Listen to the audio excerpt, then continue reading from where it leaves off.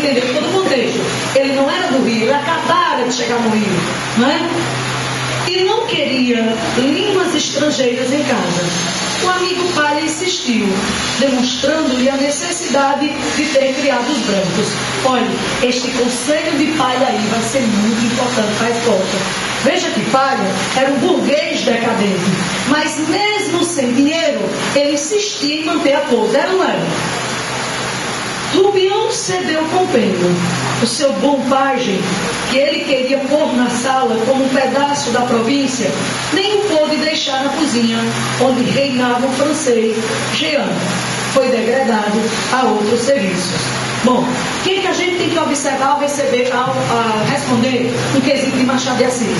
Por mais que bem embrolhe, por mais que a linguagem seja clássica, como a gente está vendo aí, trata-se, o narrador, na verdade, aqui vai ser de terceira pessoa, vocês sabem disso, né? Vai fugir a regra, inclusive, dos outros romances realistas dele.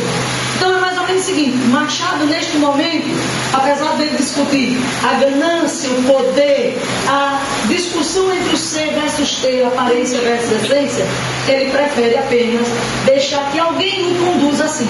Então ele vai jogar essa tarefa para os personagens.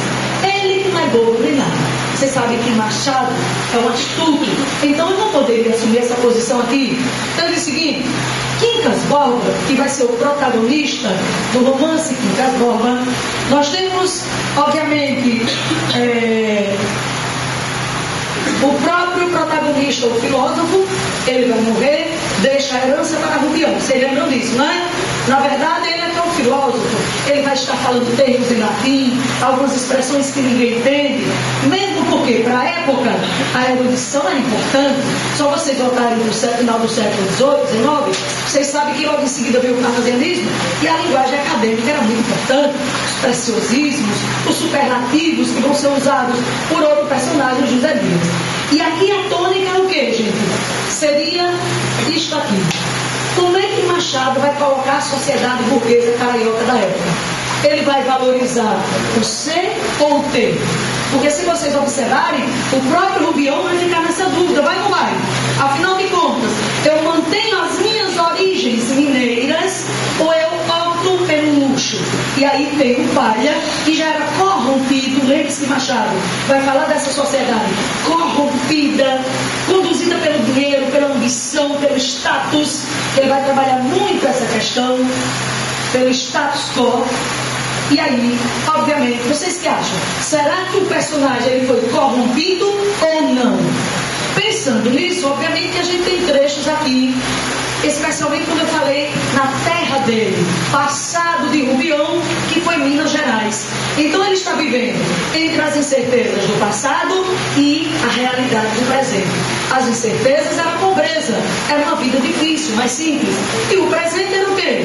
Uma vida agora de luxo, de ostentação, né? Obviamente, diz o seguinte: Quincas Borba situa-se entre as obras-primas do autor e da literatura brasileira.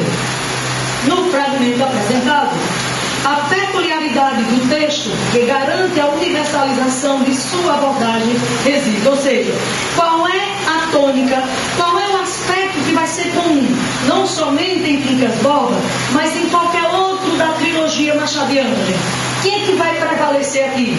Seria o saudosismo, por ele lembrar ainda de sua terra natal? Seria simplesmente se render à simplicidade de sua vida anterior? Ou simplesmente seria ficar nessa dúvida, nesse conflito interno entre aceitar o passado e viver as luxúrias, os gozos do presente? Obviamente, letra A. Está bem, Beto? Como eles já vão tirar. Esse menino vão comer quesito, eu tenho certeza. Isso aí, gente, porque na verdade, Rubião, ele tem que se afastar da origem pobre e passar a representar o que era convencional.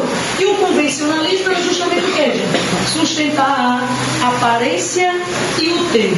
Deixar o ser e a essência de lado. Era ou não era? Alguma dúvida? Necessário mais alguma explicação dos outros? Arrasado. Vocês estão prontos, viu? interessante, acho que ninguém ganha o Assis, né? É a questão do encaixe de um contexto histórico dentro da obra. Ô, Edson, não que eu digo, eu dormi 6 meses com ele, adorei, viu? Pois é. Olha, tá vendo? Pesquisando, minha filha.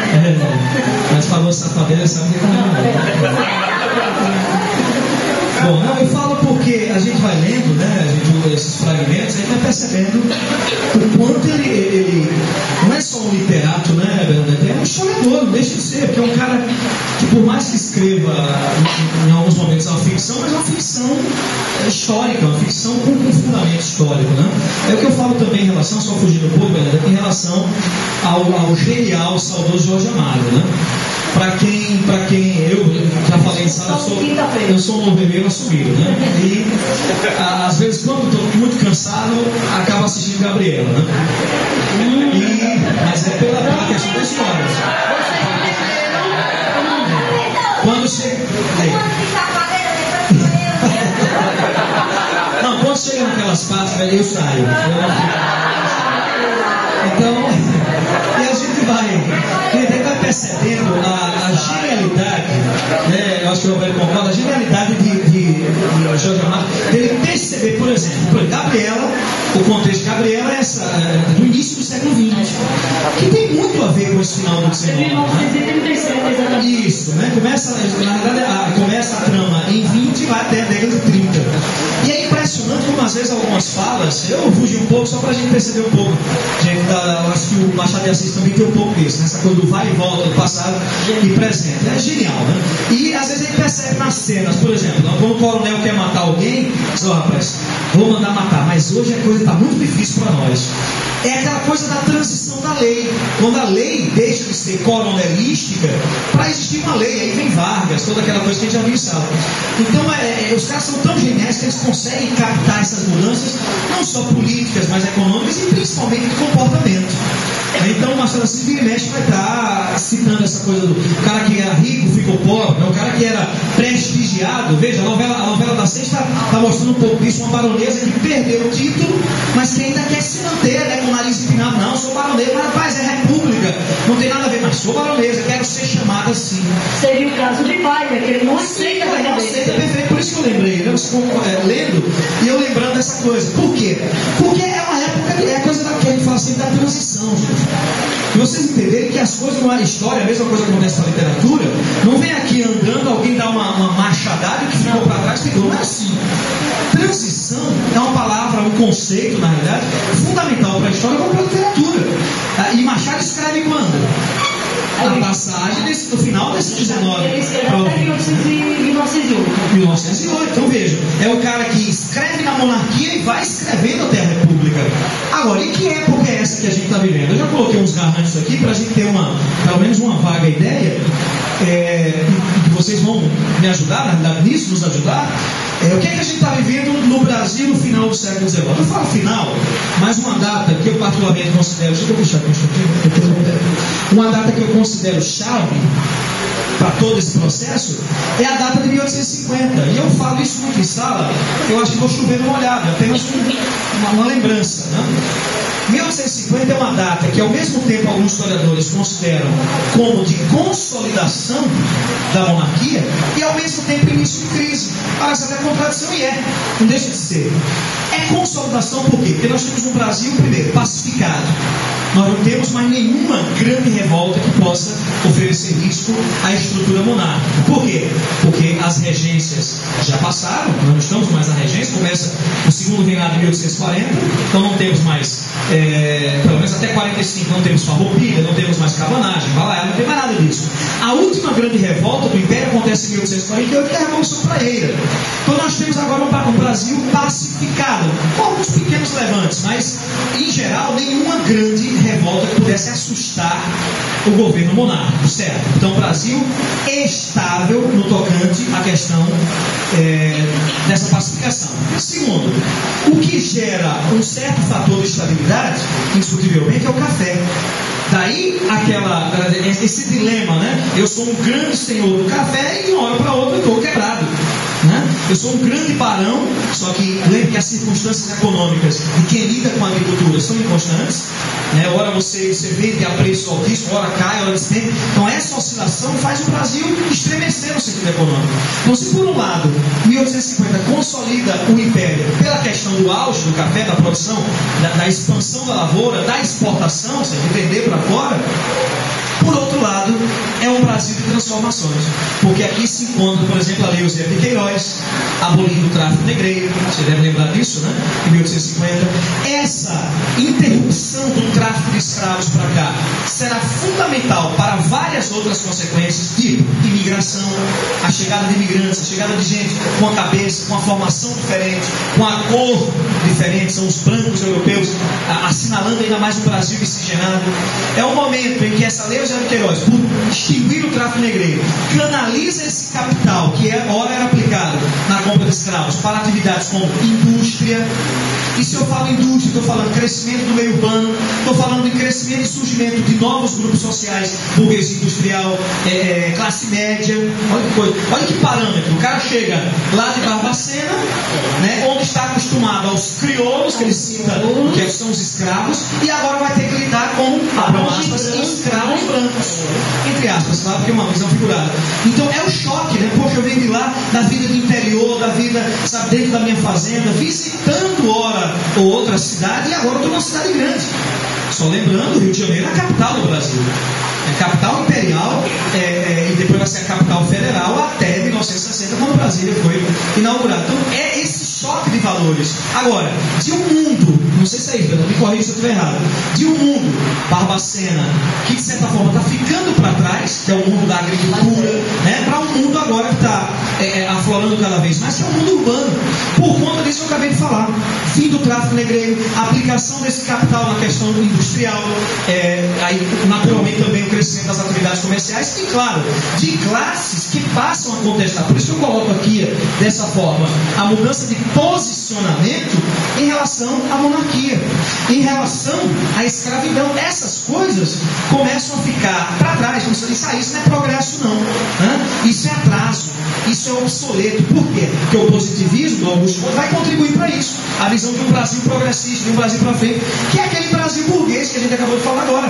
Só que na Europa, começando no século XVIII, aqui no final do XIX. Como o Bernadette também bem colocou, infelizmente as coisas aqui geralmente chegam com um pouco de atraso, ou muito de atraso, né? Então esses valores burgueses começam a entrar como enxurrada no Brasil nesse momento. E claro que isso vai mexer com a cabeça, não só de quem lê, mas também de quem escreve. E agora você imagine a genialidade de Machado de Assis enquadrando-se num período de transição. Então o cara vai querer colocar tudo dentro de uma mesma obra, e conseguiu, aqui para nós. Só uma adendo, por isso que até então, eu sou só um pouquinho de história, eu não entendia porque, apesar de amar Machado de Assis, por que será que ele deixou essas questões sociais de lado? E agora eu entendo o que você está explicando. Ele optou por tratar de valores mais observáveis, tipo a ganância, o prestígio, mas você vê que ele não vai criticar tão pouco o regime anterior ou o que estava surgindo, a República, de jeito nenhum. Você sabe que ele não se posiciona em relação à política de jeito nenhum, ele é nem besta. Pelo contrário, ele vai fazer uma crítica através de Memórias Póstumas das Fugas, colocando um personagem que ele tenta ser político e que vai ser um fracasso. E aí justamente é uma crítica aos brasileiros e à política. Já que a gente sabe que Machado de Assis tem uma visão muito sexista em relação à religião, à política e à própria nação brasileira. Não é à toa que ele foi ensaísta, contista, romancista, poeta, aquele trecho que eu li inicialmente, e crítico literário, um gênio da literatura brasileira. Entende agora, Lucivalda, por que os meus 6 meses? E ela gostou, viu? Por ela passava mais de ano. Então, gente, é esse Brasil realmente nessa ebulição, nessa efervescência, nessa transformação. Então, essas transformações, claro, elas não serão só sociais, não serão só econômicas, elas vão se refletir também na questão cultural. Daí a produção literária, inclusive, mudar. Eu queria até que você, Bernadette, por favor, eu acho que você deve ter falado, mas que reforçasse. E essa coisa de a escolha do termo para essa corrente literária. Vamos lá. A gente sabe que realismo não surgiu no Brasil, e sim na Europa, e exatamente por esse período. Ah, obrigada quem mandou o bilhetinho, viu? Se esqueceu de... Não vai ler, não?